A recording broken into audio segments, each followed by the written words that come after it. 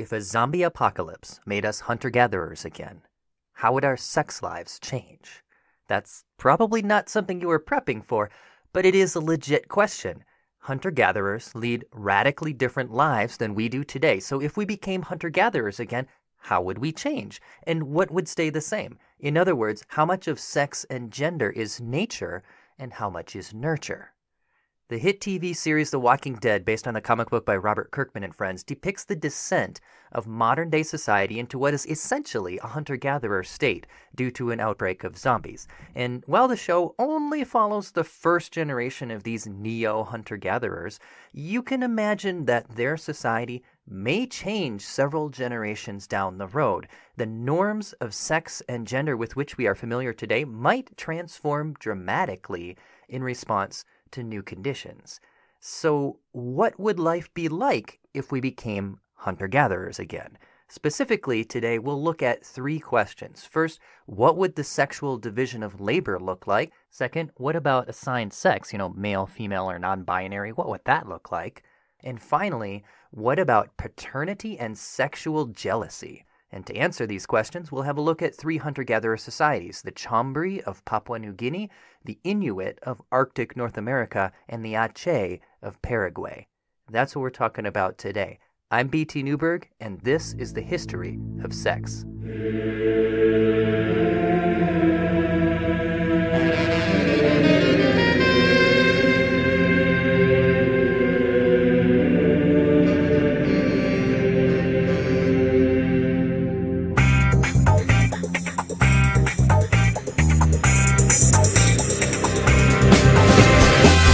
The History of Sex is sponsored by Dr. Gillian Kenny, historian of women, sex, and magic in medieval Europe.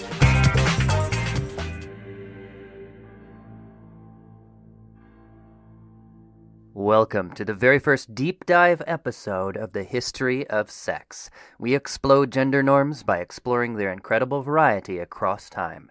I want to thank our Patreon patron, Brian Beard, for making this episode possible. Special thanks also to social media assistant, Jacob White, and launch team members Tara Carlson, Matt Link, Luna Sheffer, Frederick Dumont, Ed Bernal, Christina Moore-Gotcher, and Nick Brisbilla.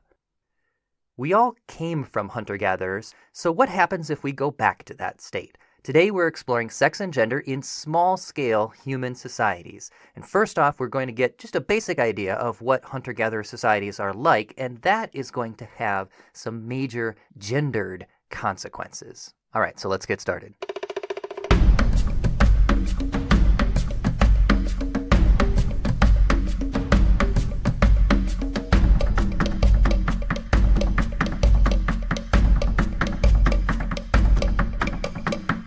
First, what are hunter-gatherers? What are we talking about here? So in contrast to agriculturalists who farm the land or horticulturalists who practice at least some gardening to supplement their diet, hunter-gatherers subsist entirely on foodstuffs obtained from foraging in the wild. So game animals, fish, berries, nuts, mushrooms, that sort of thing. They are the dumpster divers of the wild, or rather dumpster divers are really the urban version of them. That is no slur, though. They are by no means shaggy, ragged, and brutish. In fact, studies show that hunter-gatherers typically enjoy rich diets and actually tend to fare famine better than their agriculturalist cousins, since a dearth of one food resource can usually be met by simply turning to another or by moving to a different area. Hunter-gatherers tend to be small, typically comprised of no more than 150 individuals in a band, which is the theoretical maximum to be able to know everyone face-to-face and trust them, although actual hunter-gatherer village size often seems to challenge that. You see sizes around like 1,000 in a village. So the point, though, is small, quite small. They are usually also, but not always, highly mobile. With only a few exceptions, like for example the peoples of the Pacific Northwest coast or the Yakuts of eastern Siberia, both of which inhabit an environment rich enough that they can afford to stay in one place, most hunter-gatherers establish only temporary villages or camps while remaining nomadic or semi-nomadic. Much like Rick's group on The Walking Dead, they are small enclaves that tend not to stick around in one place for too long. Unlike Rick's group, though, they tend not to gravitate around clear leaders, and this has major gendered consequences. So pay attention to this part. Hunter-gatherers tend rather to be fiercely egalitarian, as anthropologists like to describe it. That means everyone is more or less equal in status, and if anyone tries to dominate, the others tend to take that person down a notch. That's the fierce part of fiercely egalitarian. And we know this by looking at hunter-gatherer groups today, as well as other small-scale societies. It's just something our species tends to do in small numbers, and you can see it even in our own behavior. Think of the last time that you went bar hopping with a group of friends and tried to decide where to go next. What happened? You went nowhere. Why? Because no one wants to lead. It seems instinctual on some level that no one wants to decide for everybody for fear of being seen as some kind of tyrant. And the same thing happens in small-scale hunter-gatherer societies. The way they typically work out the bar hopper's dilemma, where no one wants to lead, is to let whoever has the most skill or experience in the task at hand lead temporarily. But if they start getting uppity ideas that it entitles them to more respect or resources than anybody else, they are quickly mocked, shunned, or excluded from the group. And furthermore, anyone who thinks that they can hoard resources, like food for example, is also likely to be targeted. Food sharing is an important social glue in most hunter-gatherer societies, and woe betide anyone discovered squirreling away secret snacks for later. That person is likely to be frozen out of the group. Thus, egalitarianism is enforced. It's fierce egalitarianism.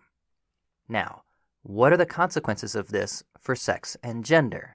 If a zombie apocalypse reduced us to small-scale groups of hunter-gatherers, egalitarian hunter-gatherers, how would we change?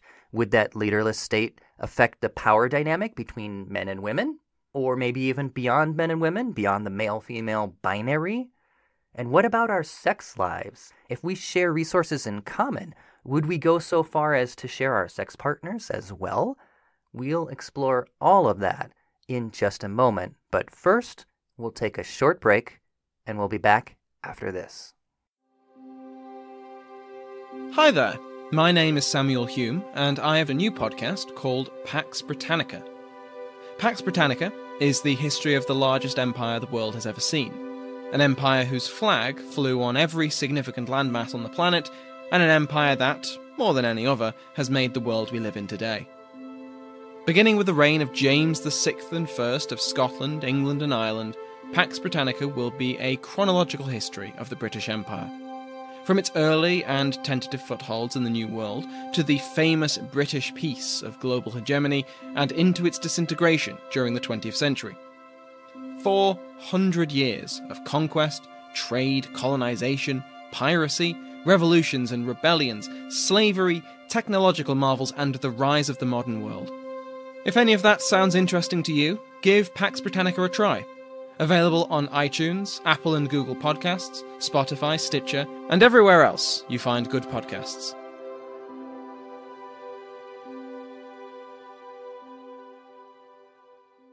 And now, The History of Sex presents this. Alright, proud to be American. Alright, let's see what we got here. Soup cans, check.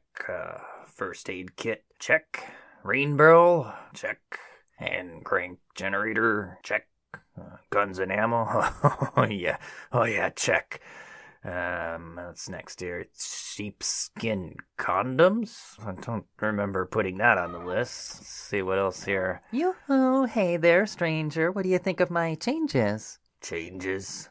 Well, yeah, to your prepper list. I mean, I thought it would be okay if I added some stuff too, seeing as the future is going to be egalitarian and all. Egalitarian? Well, yeah, dummy, don't you read? Everybody knows small-scale societies are egalitarian. That means I get to say what goes in here too. Well, no, And you can't repopulate the future without me. I suppose so. What's this? Transgender priestess? Or priest, whatever he wants to be called, or she, or ze. Well, yeah, but... Well, a lot of societies recognize intersex people. I mean, seriously, we gotta get realistic about this thing. Here. Wait, what's that? What's that sound? No! Wait, Here no, we go. No, it's actually Oh my god, it's actually happening!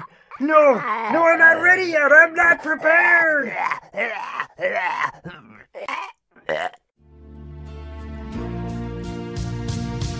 I'm proud to be egalitarian, where at least I know I'm free. And I won't oppress the other guys, whether he or she or Z. And I'll gladly stand up next to you and defend their skill today.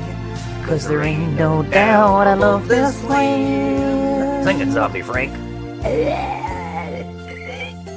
I'm glad we put a karaoke machine on the list. That was a good idea. Thank you. All right, we're back.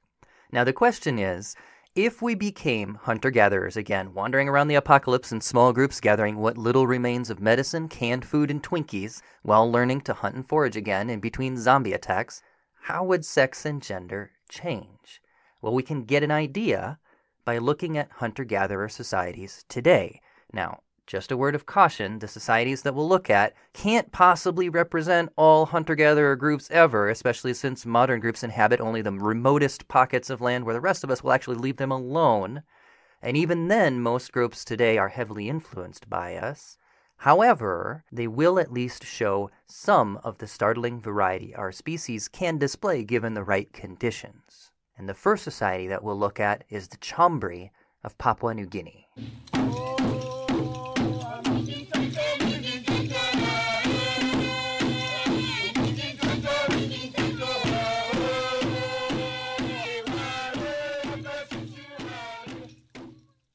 The Chambri inhabit the Chambri Lakes region of northern Papua New Guinea, and like most small-scale societies, they are egalitarian. That puts men and women on a much more equal footing. In fact, when they were studied by Margaret Mead in the 1930s, they quickly became feminist icons. Why? Because the women are the breadwinners. That's right. The Chambri are a fishing people. And who does the fishing? The chicks. They bring home the protein, and Mead actually observed men having to whine and wheedle to get a piece. I mean, it gives a whole new meaning to getting a piece of tail, right? The men are, to a very real extent, dependent on the women for survival. Now, this is quite an inversion of the norm, since in most small-scale societies, like all societies, men are usually the primary protein procurers.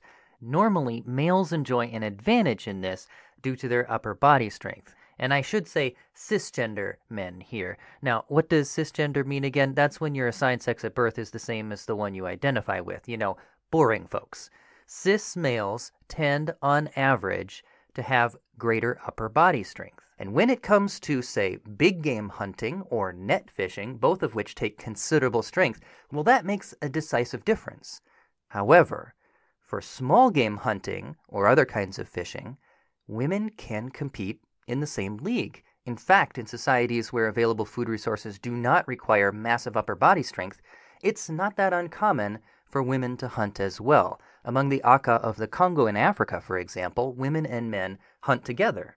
Now, to return to the Chambri of Papua New Guinea, women do all of the fishing. And what's more, they do the trading too.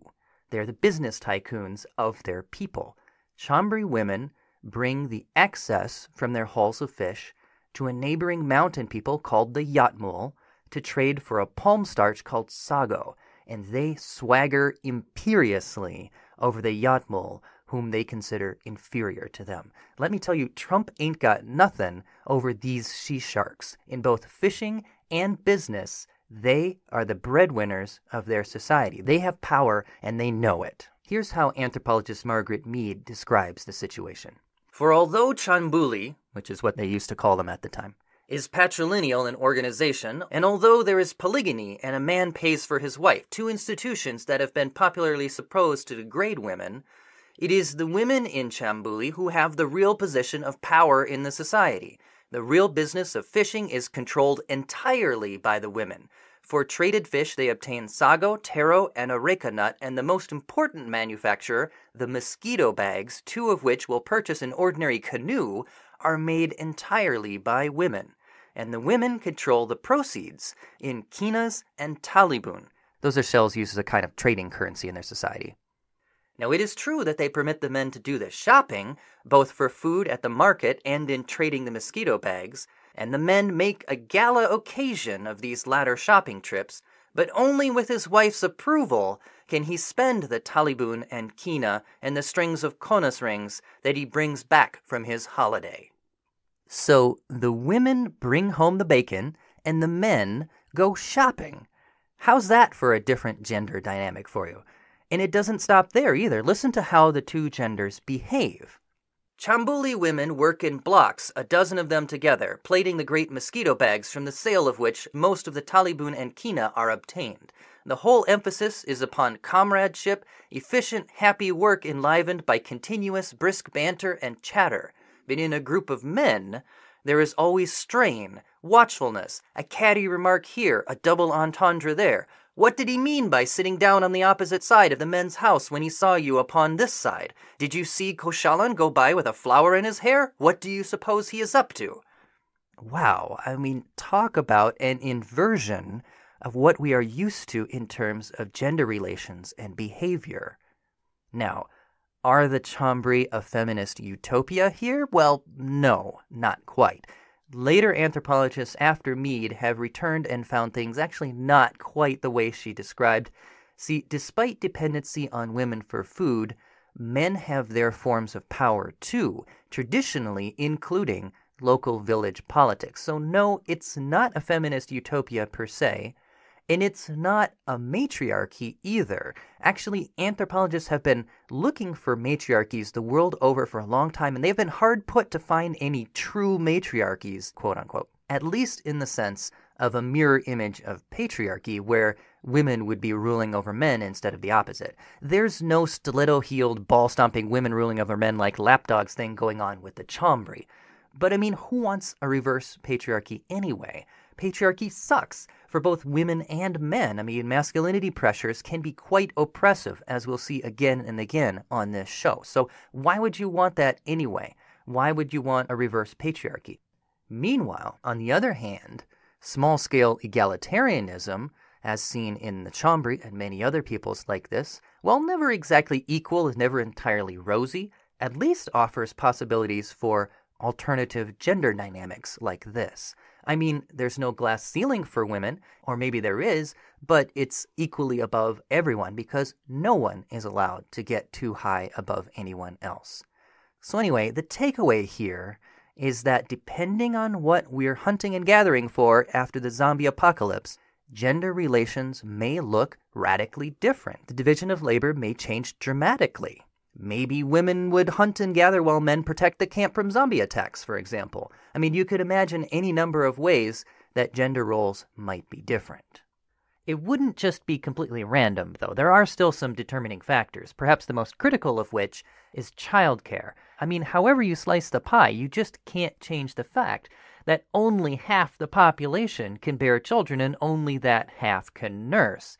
And that definitely nudges things in the direction of childbearing people, including cis women and anyone else born with a functioning womb, being the ones who stay back at camp with the children, which is what you tend to see most often even in hunter-gatherer societies. However, you can still imagine a society where childbearing people do a significant chunk of the foraging, at least while not heavily pregnant, and mothers leave the nursing to a few while the rest go on expeditions. I mean, that doesn't seem common among hunter-gatherer societies. In fact, wet nurses seem more common in large-scale complex societies like Victorian Britain, for example, but nevertheless you can at least imagine it happening.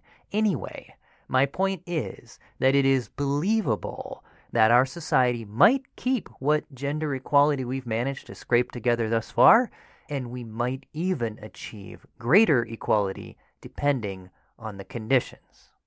So that's something to chew on in terms of gender relations between men and women, but the possibilities are not exhausted by the male-female binary. What about non-binary possibilities? I mean, today we are finally beginning to recognize various kinds of transgender and intersex people. Now, transgender is the big umbrella term for a variety of identities that expose the messiness of the gender binary, whether that involves identifying as a gender different than that assigned at birth, seeking surgical alteration of sex, or even just cross-dressing while otherwise identifying with assigned sex and gender. Meanwhile, Intersex refers to those who are anatomically on the fuzzy line between male and female, where, the machinery shows signs of both or neither. And we used to use the term hermaphrodite for this, but that ended up being a little misleading, and now intersex is preferred.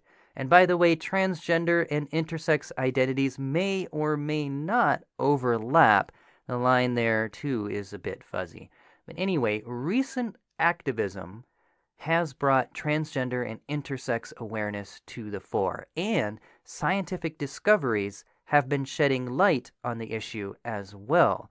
There does seem to be a genetic component to these identities. So let's talk a little bit about that, and then we will look at the possibilities of transgender and intersex awareness among hunter-gatherer societies. For example, twin studies have shown that in 40% of cases of identical twins, when one is transgender, the other one is too. 40%. And that suggests a high degree of heritability. And it's also strongly suggested by a medical curiosity from the 20th century.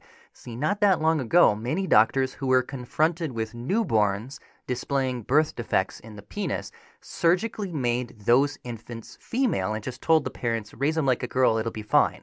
However, in about half of those cases, the original sex reasserted itself. The individual somehow knew deep down that they were male, and this implies that gender is not socialization alone. There is also a strong innate component. Finally, we also know now that although the production of testicles seems to be initiated by a single gene called SRY, everything else about anatomical sex is controlled by a whole suite of at least 20 genes, each of which can be on or off, weak or strong, leading to quite a wide variety, quite a spectrum of variation. I mean, you could have an individual with a vagina, but otherwise very masculine traits, or vice versa, or anywhere in between. So, in short, it is by now clear, scientifically speaking, that transgender individuals are expressing something deep down, woven into the fabric of who they are from birth. It's not a choice, it's who they are. Now, that's a whole lot of science that I just dropped on you, I know, which is, of course, a very modern thing. So if we lost all that science and became hunter-gatherers again in an apocalypse, would we forget about all of that? Would we lose the transgender awareness that we are only now beginning to develop? And the answer to that question is pretty much a resounding no. Transgender awareness, or something like it at least, is in fact fairly common among pre-modern peoples. Now, you may have heard the term two spirits, which is used by many Native American cultures to describe some types of LGBTQ folk. And that is, in fact, a modern invention adopted to replace the anthropological term birdash, which was deemed racially offensive. But two spirits does make a nod to various traditional concepts from the pre-modern eras of various tribes in North America, for which it has long been common to recognize more than just a straight hetero-binary. Moreover, among hunter-gatherers, transgender awareness is fairly common as well. While most such cultures do tend to divide their world up according to a male-female gender binary, many also recognize those that are different, that don't fit that binary. And usually, it's phrased in terms of mixing or crossing between male and female in hunter-gatherer societies. And one such society that we'll look at today is the Inuit.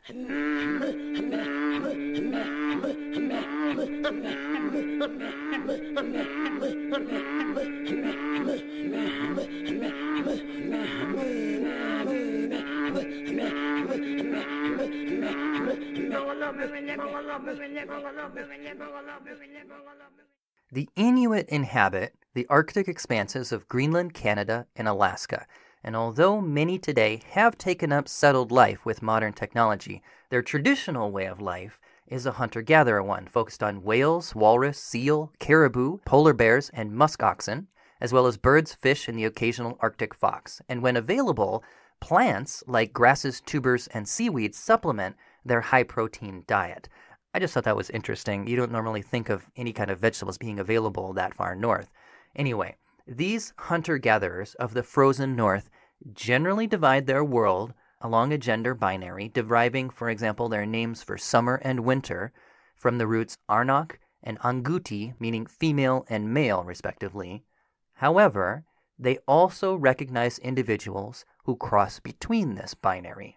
Such an individual is a Sepinik, and my pronunciation is going to be horrible for everything today. Google Translate won't tell me anything about these languages, so you're just going to have to put up with it.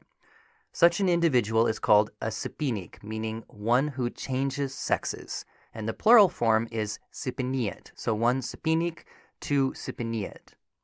Now, anthropologist Bernard Saladin Dangleur reports, "The Inuit believe that a fetus can change its sex at birth, and such individuals are said to be Sepiniet, from the verb root sipi, meaning to split. Now, in 2 out of 3 cases, a boy becomes a girl, and several Inuit midwives state that they have witnessed the newborn's penis and scrotum being reabsorbed and becoming a vulvar opening in the perineal tissue. And according to Inuit beliefs, it is therefore important to stabilize these organs by looking at them or touching them to prevent their transformation if the newborn child is to maintain its sex. Otherwise, the process must be left to run its course." So here we see that the Inuit recognize the ambiguities that biology may present at birth, and they interpret them as a transformation, and those who display such a metamorphosis are socialized differently. Dangleur continues, "Abnormal presentations at birth have led to cross-dressing of such children or some gender reversal, be it the direction of the pelt on their clothing or their movements in certain rituals." In other words, although the Inuit generally think in terms of a male-female binary, they have customs for those who do not fit it.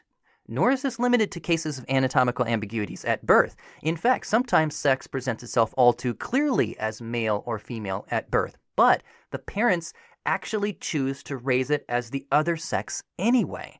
See, in their culture, it is considered important to have both boys and girls. So in cases where offspring are all the same sex, one of them, often the youngest, may be raised as the opposite. One born female may be raised male or vice versa. But regardless of how one becomes a Sepinik, whether by presentation at birth or by parental choice, this status actually typically only lasts until adolescence. If one begins to menstruate, this is hailed as a hunting kill, quote-unquote, after which the individual is then treated as female. Meanwhile, those that develop male genitalia are recognized as male after their first game animal kill, so real kill in an actual hunt. And for those people, they cut their braids and they become male in the eyes of others. Now, Dangleur does note the struggle experienced by these individuals in working out their shifting identities. Yeah, I can only imagine what they must go through being told that they're one thing and then the other, and it's like, just kidding, you should have seen the look on your face. But on the other hand, though, I would also kind of expect that these children are probably raised knowing that their transformation will come. It probably is fairly obvious early on, before these kills, quote unquote, that, they're different, right, in this way. And although they would surely experience the pain of being different, the pain of being unlike other children, at least they would know the nature of their difference. I mean, much as with transgender children today, who at least in some families are beginning to be told that yes, trans people do exist and are not monsters, these Inuit children may derive some solace from being able to say, I am a Sepinik. They can make sense of it in terms of their cultural categories. In fact, it may even be a mark of pride. See, Dangleur explains that Sepiniet are actually held in high regard in this culture and thought to be possessed of versatility, self-reliance, and shamanic mediating powers.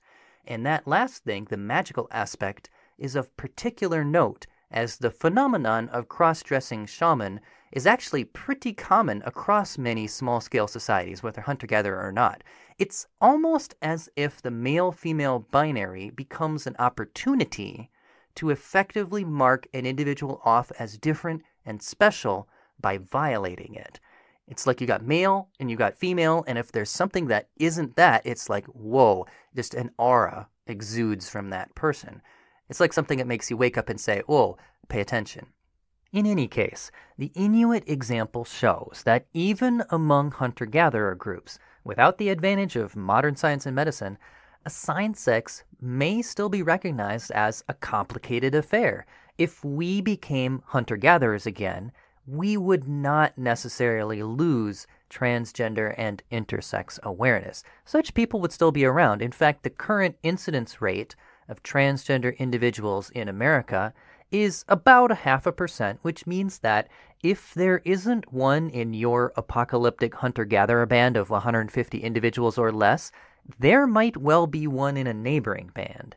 Meanwhile, the prevalence of intersex people is about the same, about 0.5% or even higher depending on what traits you count, maybe as high as 1.7% globally, making them almost as common as people with red hair.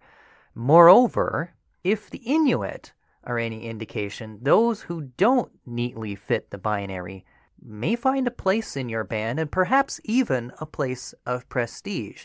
Their prospects may not be rosy exactly. I mean, the challenge of a gender identity may still be a struggle, but at least we can say that awareness need not be wiped out by a zombie apocalypse. In fact, if our modern society were brought low by hordes of brain eaters, such individuals may become important.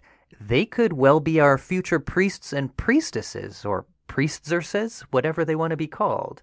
So, in short, if you are transgender or intersex, well, see you in the wasteland.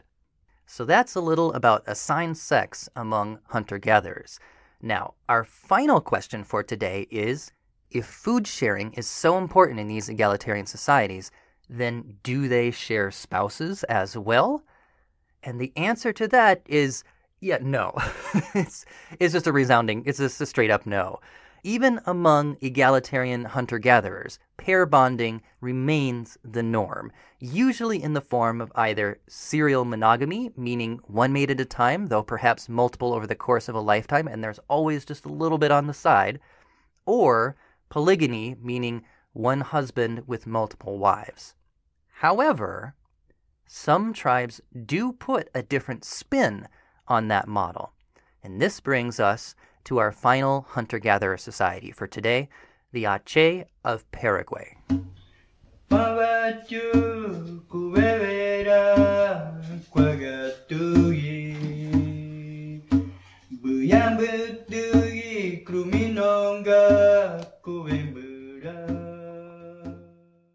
So what's so different about the Ache? Here it is. They have multiple fathers. That's right. Multiple fathers. And I don't mean like in Full House with a daddy and some live-in buddies.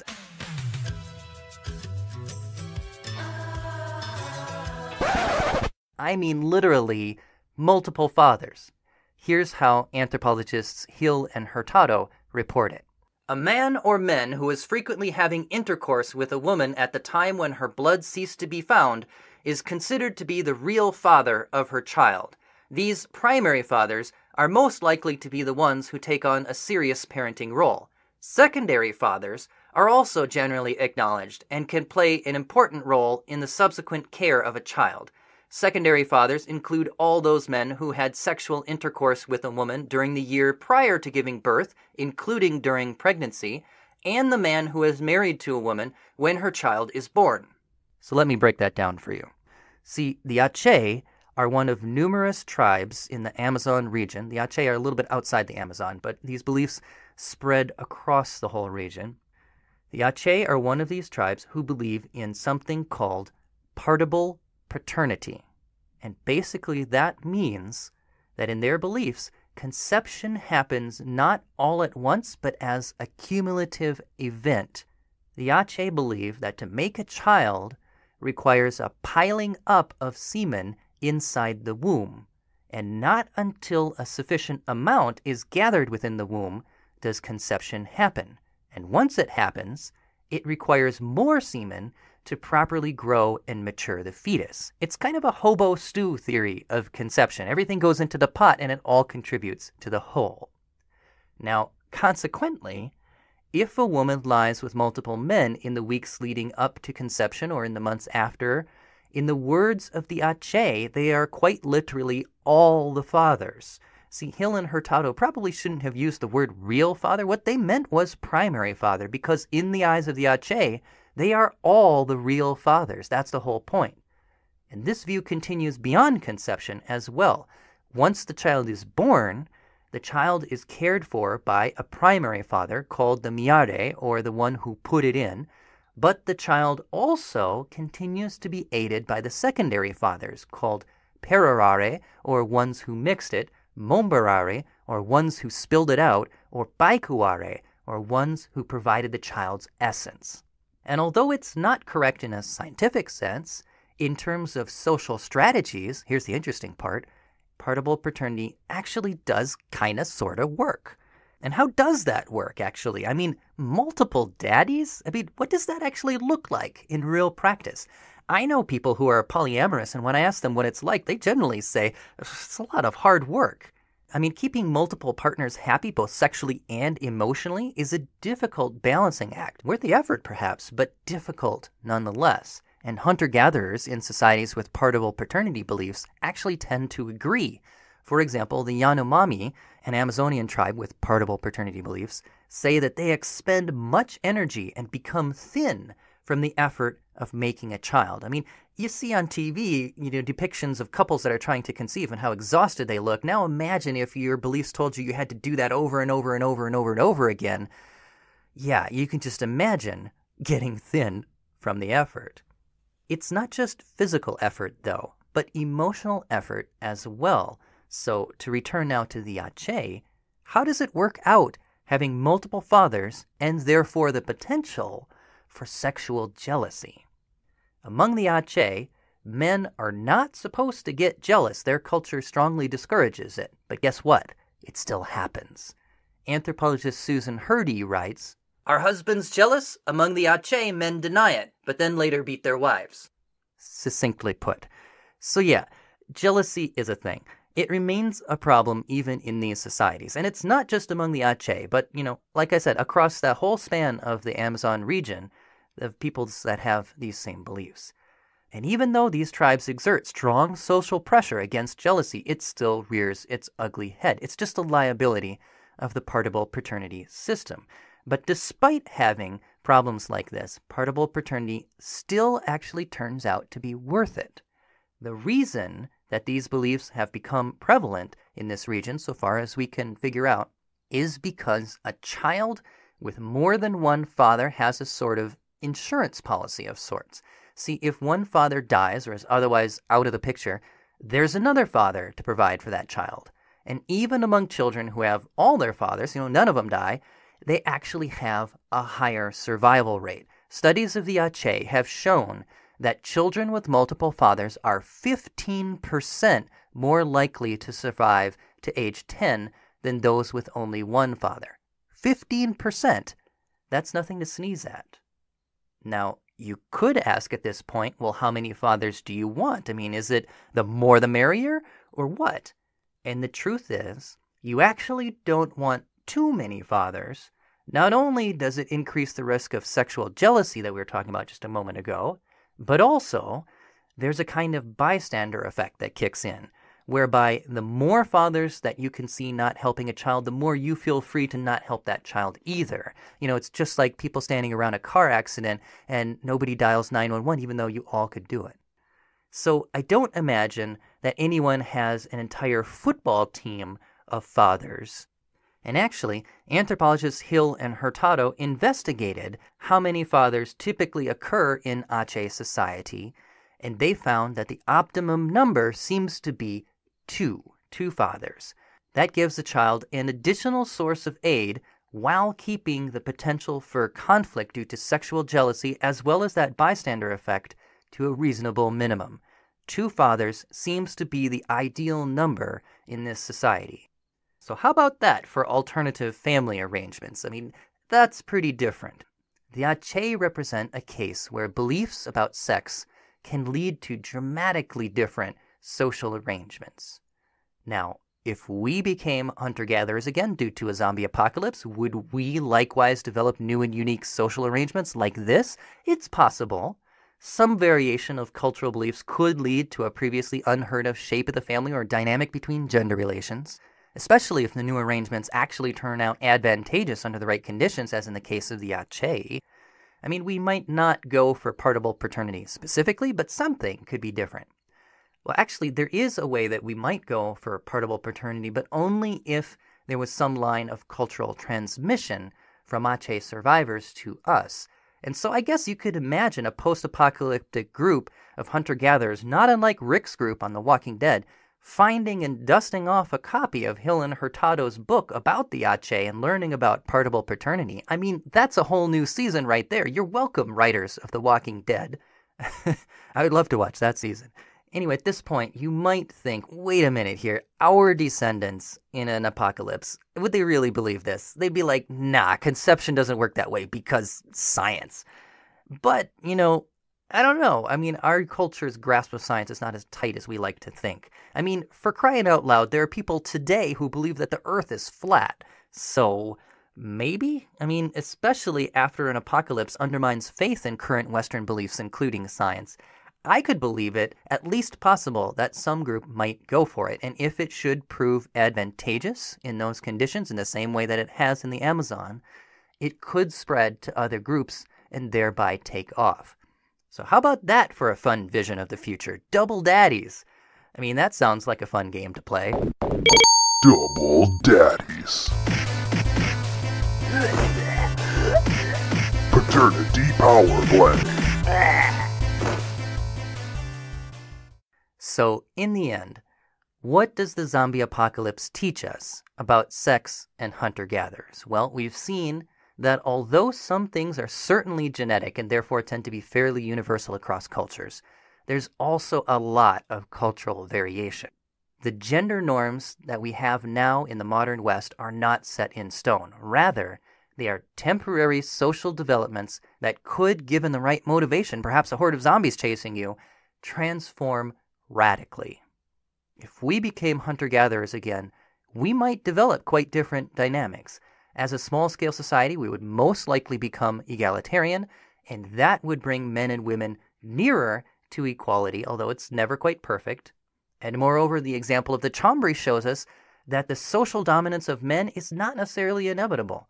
Depending on the food resources available and what it takes to obtain them, things could turn out quite differently. If it doesn't take massive upper body strength or other uniquely male advantages, or if for some other reason it takes something where women have a decisive advantage, gender power dynamics could very well flip. Meanwhile, the example of the Inuit reminds us that we need not necessarily lose awareness of non-binary individuals. There could be a future for those who, like the Sipaniat, cross or straddle the male-female binary, and they might even find a place of prestige. Finally, the example of the Ache demonstrates that even something so basic, quote-unquote, as the nuclear unit of mother-father-child need not be taken for granted. Depending on cultural beliefs, different social arrangements may evolve. Our future as hunter-gatherers could be quite different indeed. So that brings us nearly to the end of our introductory episode on hunter-gatherers. But you might be left with one question, though. You might be saying, wait a minute, Mr. B.T. Newberg, can existing hunter-gatherer groups really teach us anything about what life would be like in a zombie apocalypse? I mean, wouldn't things be radically different with potential brain-eaters lurking behind every bush? And the answer to that is, honestly, I don't think so. Not if the zombies are traditional zombies, slow and stupid anyway. See, our number one natural enemy as a species has always been ourselves, and I suspect that one smart Borneo headhunter poses a far greater threat than a whole horde of drooling zombies. But honestly, I don't know for sure what would happen, so I turn it over to you. What do you think? Would there be a different result? Am I full of crap here? Or would there be some other way that the zombie threat would dramatically change sex and gender for us? I'd love to hear your thoughts, and you can chime in on our Facebook page where we are at History of Sex Pod. I'd love to hear from you.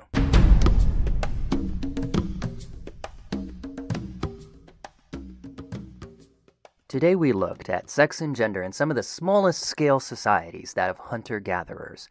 But what about something that is much closer to home? What does or what can sex and gender look like in highly complex modern societies? Now, you might think that's a stupid question because most of us live in such societies, so it should be a no duh, right? But in fact, looking at your own society is one of the most difficult things to do because it's so close, it's hard to be objective. And that's why our special theme for this year is going to be Sex in the Third Reich. That's right, we are diving deep into what it was like to be a woman, man, straight, queer, you name it, in Nazi Germany. For example, did you know that young girls were encouraged to bear a child out of wedlock for the fatherland? They were, and that's just the beginning. Much as in The Handmaid's Tale by Margaret Atwood, women were put to the service of the state as baby-making machines. What was it like for these women? Or for the men pressured to father as many children as possible under threat of demotion? Or how about for homosexuals, who were expected to bear children too, or else? For the answer to these questions, you'll want to follow this year's ongoing series, Sex in the Third Reich. It begins next month and continues every other month after that, alternating with a variety of other fascinating historical eras and cultures. Meanwhile, for the rest of this month, each week we'll have a variety of shorter episodes, which I like to call short shorts, exploring more about hunter-gatherers and other topics, as well as a showcase episode featuring Joey Brunel of the podcast Born Yesterday, who's going to tell us about the history of gay bars. Interested? Hit subscribe to make sure that you get it as soon as it comes out. In fact, if you'd like to support this project, this show, subscribing, rating, and reviewing is the best thing that you can do. We are also on Patreon if you'd like to throw a few bucks our way and get some sweet perks in return, including a hand-drawn portrait. And you can find that at www.patreon.com/BT Newberg. That's BTNEWBERG. But honestly, even better than throwing money our way, the best way to support us or to support any new podcast is to subscribe, rate, and review. Those three things make search algorithms rank a show higher in search results so that we get more exposure and so that more people find us. And with enough downloads, we might even get on the new and noteworthy section of iTunes, which would exponentially multiply our exposure. So if you would like to see this project succeed, subscribe, rate, and review. Thank you so much for your support.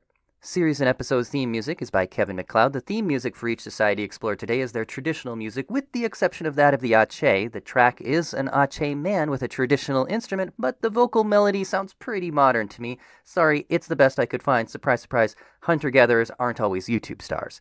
Credits for these videos and more can be found at our website at www.historyofsexpod.com. Logo design is by Rachel Westhoff, and animations, that's right, animations, we really went all out with this show, are courtesy of the extremely talented Maxime Conradi. Check those out on YouTube, where once again we are History of Sex Pod. All right, everybody, that's it for today. I'm BT Newberg, and this is the History of Sex.